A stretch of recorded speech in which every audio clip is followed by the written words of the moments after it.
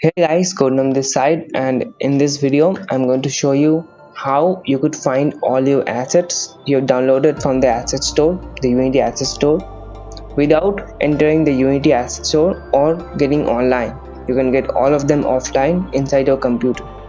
So the location of that folder for finding it, just go to computer, then go to the drive inside which your Windows installed. For mine it is C, and inside it go to user, then your name, and then go to app data, roaming, and here you'll find Unity. Here it is, enter it, and here you will get at store 5x. I don't know why it is called 5x, but it's that. So enter it, and here you will find all your assets you have downloaded from the Unity asset store. Here are mine, and I think you will also find it.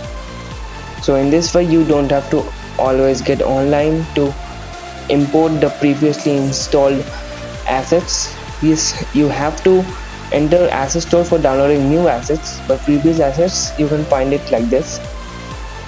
So I hope this video is helpful for you, and if you like this video, please give it a like and subscribe to my channel for more of this kind of videos, and share this video with all your friends. And with that said, thanks for watching.